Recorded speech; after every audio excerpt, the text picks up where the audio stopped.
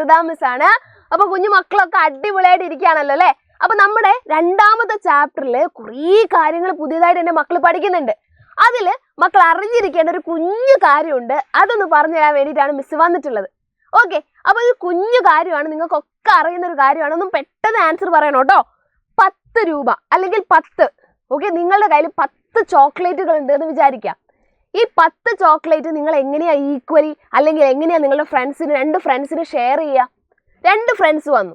Okay, നിങ്ങളുടെ കയ്യിൽ 10 ചോക്ലേറ്റുകൾ ഉണ്ട്, 10 മിഠായി ഉണ്ട്. ഈ 10 മിഠായി 2 ഫ്രണ്ട്സിന് കൊടുക്കണം. ഒരാൾ നിങ്ങൾ ഏറ്റവും ഇഷ്ടപ്പെട്ട ഒരാളെ കുറച്ച് ഇഷ്ടമുള്ളൂ എന്ന് വിചാരിക്കുക. അങ്ങനെ വിചാരിക്കരുത്, എന്നാലും വിചാരിക്കുക.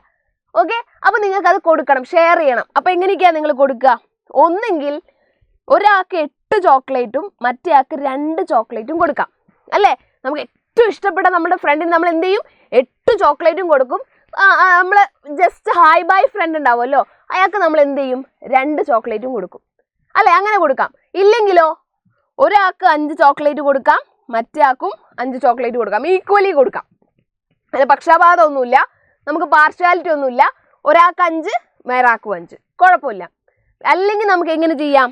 ഒരാൾക്ക് 3 ചോക്ലേറ്റും വേറൊരാൾക്ക് 7 ചോക്ലേറ്റും വെച്ച് കൊടുക്കാം. ഒരാൾക്ക് 3ഉം ഒരാൾക്ക് 7ഉം കൊടുക്കാം. റെഡി? പിന്നെയോ അല്ലെങ്കിൽ 6 ചോക്ലേറ്റും 4 ചോക്ലേറ്റും ആയിട്ട് കൊടുക്കാം അല്ലെ. പല പല രീതിയിൽ കൊടുക്കാം. പിന്നെ എങ്ങനെ കൊടുക്കാം? 9 ചോക്ലേറ്റ് ഒരാൾക്കും 1 ചോക്ലേറ്റ് വേറൊരാൾക്കും. അങ്ങനെ 10 എന്ന് പറയുന്നതിനെ നമ്മൾക്ക് പല രീതിയിൽ എഴുതാം അല്ലേ. പല പല പല രീതിയിൽ എഴുതാം. അങ്ങനെയാണെങ്കിൽ മക്കളെ 100നെ നമ്മൾ എങ്ങനെയൊക്കെ എഴുതും? നിങ്ങളുടെ കയ്യിൽ 100 ചോക്ലേറ്റ് ഉണ്ടെന്ന് വിചാരിക്കുക. ഈ 100 ചോക്ലേറ്റ് നമ്മൾ എങ്ങനെ ഫ്രണ്ട്സിന് കൊടുക്കും?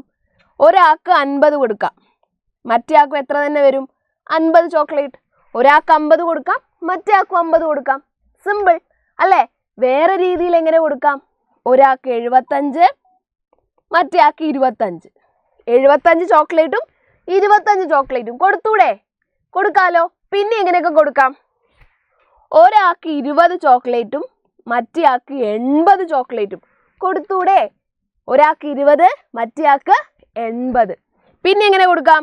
ഒരാൾക്ക് 40, ഒരാൾക്ക് 60 ചോക്ലേറ്റ് കൊടുത്തൂടെ? ഇനിയും പല രീതിയിൽ കൊടുക്കാം. പിന്നെയും പല രീതി. 90 ചോക്ലേറ്റ് ഒരാൾക്കും 10 ചോക്ലേറ്റ് ഒരാൾക്കും അങ്ങനെയും കൊടുക്കാം. 90ഉം 10ഉം ആക്കി കൊടുക്കാം.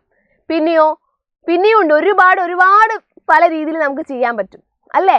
അപ്പൊ ഇതൊക്കെ നമ്മൾ ചെയ്തേ 100 എന്ന് പറയുന്ന നമ്പറിനെ 10കളുടെ കൂട്ടങ്ങളാക്കി മാറ്റിയതാണ് അല്ലേ. 10കളുടെ കൂട്ടങ്ങളാക്കിയില്ലേ, 2 ഡിജിറ്റ് നമ്പേഴ്സ് ആക്കിയില്ലേ. 100 എന്ന് പറയുന്നതിനെ ഒരു കുഞ്ഞു ഡിജിറ്റ്സ് ആക്കി നമ്മൾ മാറ്റി അല്ലേ. അപ്പൊ ഇതേപോലെ 1000നെ എങ്ങനെ എഴുതാം എന്നുള്ളതാണ് നമ്മൾ ഈ ചാപ്റ്ററിൽ പഠിക്കുന്നത്. അപ്പൊ ഇത് രണ്ടും അറിഞ്ഞിരുന്ന എൻ്റെ കുഞ്ഞുമക്കൾക്ക് എന്തായിരിക്കും? 1000 എഴുതാൻ വേണ്ടി സിമ്പിൾ ആയിരിക്കും. മിസ് ഇവിടെ 75നെ മാച്ച് കളയുക. 75നെ മാച്ചിട്ട് വേറൊന്ന് 90 എഴുതാം അല്ലെ. 90 + 10. ഓക്കെ, ഇത് പറഞ്ഞു വെച്ചാൽ മതി, ഇത് അറിഞ്ഞിരുന്നാൽ മതി. ഓക്കെ, ഇതേപോലെ എൻ്റെ മക്കൾ എന്ത് ചെയ്യുക? നോട്ട്ബുക്ക് എടുക്കുക. ഇതേപോലെ 100നെ പല പല പല രീതിയിൽ എന്ത് ചെയ്യുക? ഒന്ന് എഴുതി നോക്കുക. ഓക്കെ, ഇത് കഴിഞ്ഞ് തന്നെ മക്കൾ ഈ ഒരു ചാപ്റ്റർ പഠിക്കുകയാണെങ്കിൽ സൂപ്പർ ഈസി ആയിട്ട് എന്ത് ചെയ്യാൻ പറ്റും? ഈ ചാപ്റ്റർ പഠിക്കാൻ വേണ്ടി പറ്റും. Okay, so thank you students, thank you so much, have a great day, bye everyone.